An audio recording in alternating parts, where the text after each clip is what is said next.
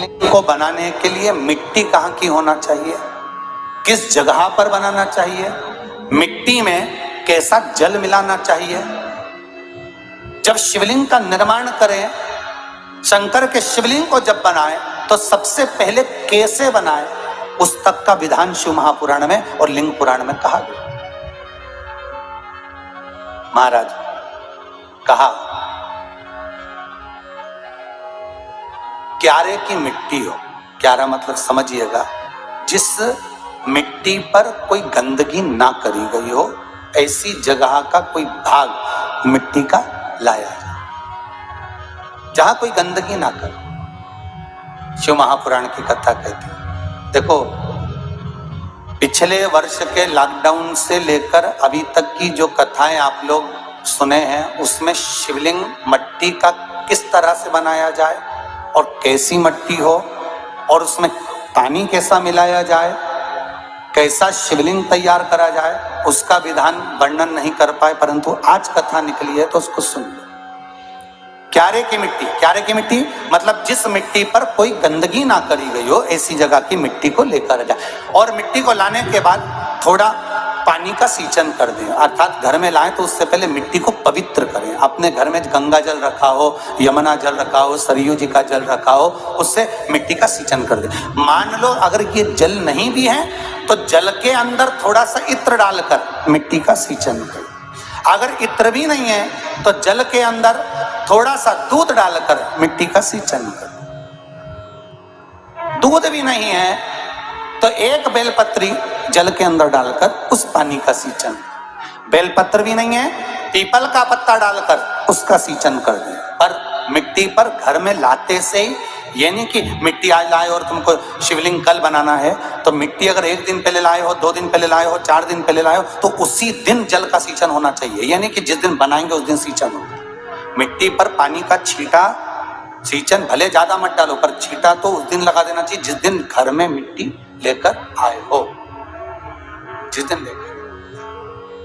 फिर भले तुम शिवलिंग 15 दिन बाद बनाओ, 8 दिन बाद बनाओ, 10 दिन बाद बनाओ, 3 दिन बाद बनाओ, और उस समय पर मिट्टी का सींचन उस समय हो जाना चाहिए।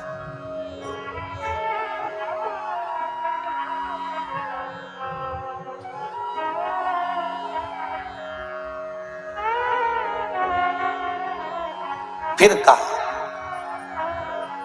जिस दिन शिवलिंग का निर्माण करो उस दिन प्रातः में अगर आप शिवलिंग बना रहे हैं तो ब्रह्म मुहूर्त में मिट्टी को गला दो।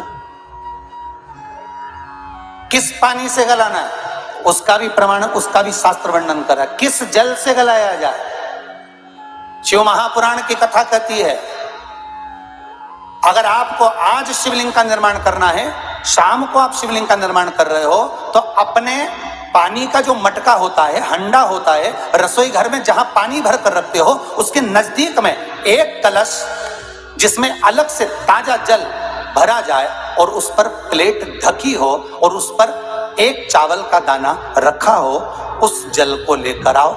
थोड़ी देर रखा रहे, आधा घंटा, 2 घंटा, 3 घंटा, 15 मिनट, 20 मिनट, पर वो पानी वहां रखा होना चाहिए। रसोई घर में अन्नपूर्णा का निवास होता है, परिंदे के पास पितरों का निवास होता है। अन्नपूर्णा, पित्र सब रसोई घर के भीतर विराजमान होते हैं। शास्त्र कहता है 33 कोटि देवता एक समय के लिए, एक क्षण के लिए हमारे रसोई घर में प्रवेश करते हैं। इसलिए रसोई घर को तुम पूरे घर को स्वच्छ रखो ना रखो, पूरे घर को तुम साफ रखो ना रखो, पर रसोई घर एकदम क्लीन होना चाहिए, साफ होना चाहिए, स्वच्छ होना चाहिए। आज के जमाने में तो खैर गया, पर पहले जब मिट्टी के चूल्हे होते थे, जब चूल्हा बंद होता था तो उसको गीला कर कर, गोबर को या पानी में उसको गीला कर कर, एक कपड़े को गीला कर कर पूरे चौके को, रसोई घर को पोंछा जाता था। मिट्टी का होता था वो, तो भी उसको पोता लगाते थे, पोंछते।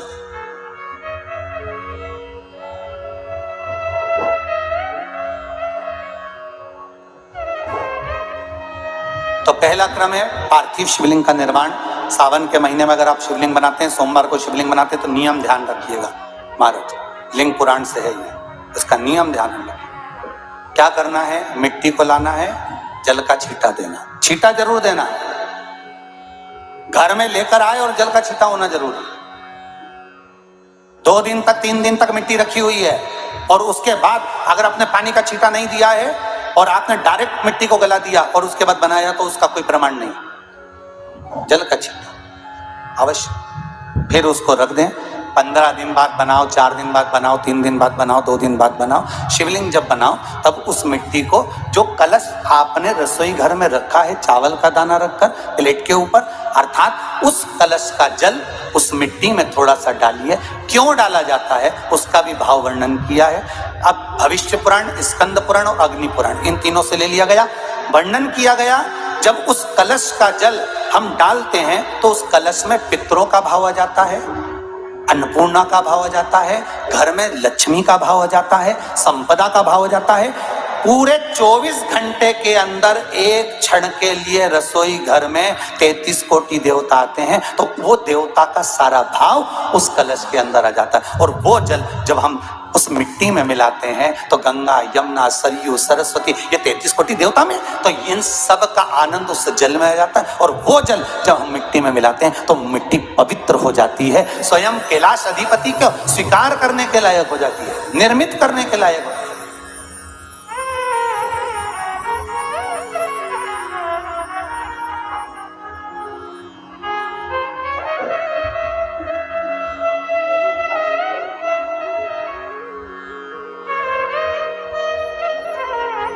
शिवलिंग का निर्माण।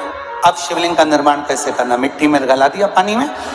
सबसे पहले शिवलिंग बनाने से पहले पात्र को, पात्र जो होता है उसके नीचे एक बेलपत्र रखी जाती है। क्या रखना है? एक बेलपत्र। शंकर को झेलने के लिए कोई साधारण नहीं है पात्र जिसपे झेला जाए। स्वयं गंगा शिव की जटा में, और आप शंकर के शिवलिंग का निर्माण कर रहे हो, कोई साधारण नहीं हो सकता। स्वयं आप विदेश्वर संहिता के अंतर्गत पढ़े कि ब्रह्मा और विष्णु, ब्रह्मा ऊपर जा रहे हैं, भगवान विष्णु नीचे जा रहे हैं, तो पता नहीं कर पा रहे कि यहाँ चरण कहां पर और शीश कहां पर है, उसको जान ही नहीं पा रहे।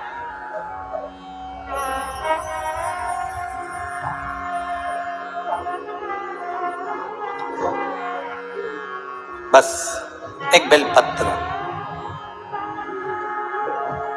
साधारण भाव में बेलपत्र भी सीधा भाग, और इस बेलपत्र की जो डंडी है वो उत्तर दिशा में रखना है थाली के अंतर्गत। जब आप शिवलिंग का निर्माण करें उत्तर, इसके ऊपर जो गलाई हुई मिट्टी है वो डाल दीजिए, और डालने के बाद सबसे पहले शिवलिंग का स्वरूप बनाना है। सबसे पहले नीचे की जलाधारी नहीं बनाना। क्या बनाना है? शिवलिंग का स्वरूप बनाने के बाद उसी शिवलिंग के पास में और मिट्टी डाल लीजिए, फिर जलाधारी का निर्माण करें। फिर जलाधारी,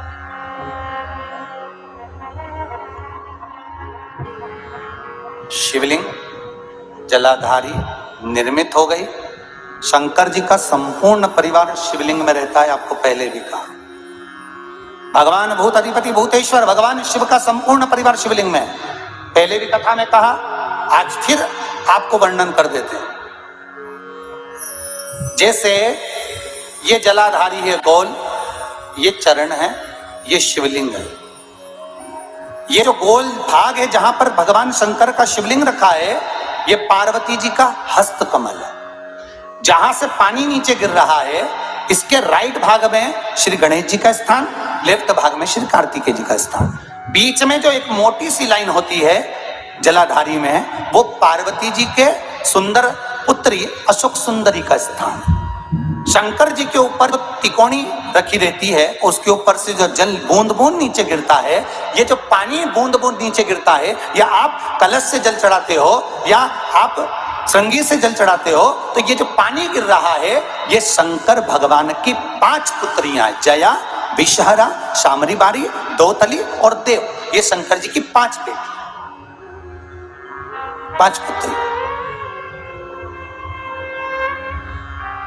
कार्तिकेय भी है, गणेश भी है, अशोक सुंदरी भी है, शंकर जी की 5 बेटियां भी हैं, शंकर भी है और पार्वती भी। अर्थात शिव जी के परिवार में आपको गणेश जी की पूजन अलग करने जाने की जरूरत नहीं पड़ेगी, शंकर के परिवार में पार्वती जी की पूजन अलग करने जाने की जरूरत नहीं पड़ेगी, कार्तिकेय की पूजन अलग जाकर करने की जरूरत नहीं है। शंकर का परिवार शंकर के शिवलिंग के साथ में उस जलाधारी में संपूर्ण परिवार शंकर का विराजमान है, संपूर्ण परिवार, कुछ भी नहीं, संपूर्ण और पूरा परिवार है महाराज। फिर वही बात आई, ध्यान दीजिएगा, जिस व्यक्ति को नींद ना आवे, रात्रि को सोते समय टेबलेट खाने की जरूरत नहीं, शंकर भगवान की 5 पुत्रियों का नाम लीजिए। जया, हाथ में जल लो, पलंग पर बैठो, जल हाथ में लिया, जया आचमन कर लो, विषहरा आचमन कर लो, शामली बारी आचमन कर लो, दौतली आचमन कर लो और देव आचमन कर लो। ये शंकर की जो 5 पुत्रियां हैं, ये ऐसी पुत्रियां हैं जो निंद्रा देवी को लेकर आती हैं और हमें विश्राम का आनंद सुख प्रदान करती, हमारे नयनों पर विराजमान रहती।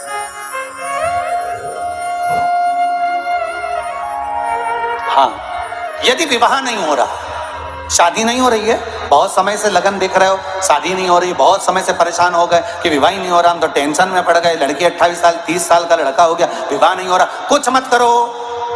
अष्टमी तिथि आए तो अशोक सुंदरी वाली जो जगह है वहां पर हल्दी की 7 बिंदियां लगा दो, लड़का लड़की का हाथ उस बिंदी पर रखवा दो, उसका नाम गोत्र बोलो, उसी हल्दी में उसके हाथ पीला करवा दो और पीपल के पेड़ पर उस हाथ के 5 छापे पड़वा दो, 3 महीने में विवाह पक्का हो जाता है महाराज। उसका इतना, अशोक सुंदरी के उस हल्दी का इतना प्रमाण है।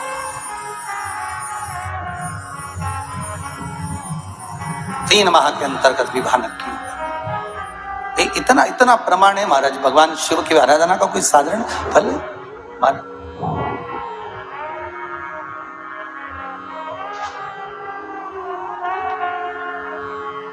निर्मित करा शिवलिंग। एक बार सब जितने भी टीवी पर बैठे हैं, सम्मुख में कथा सुन रहे हैं,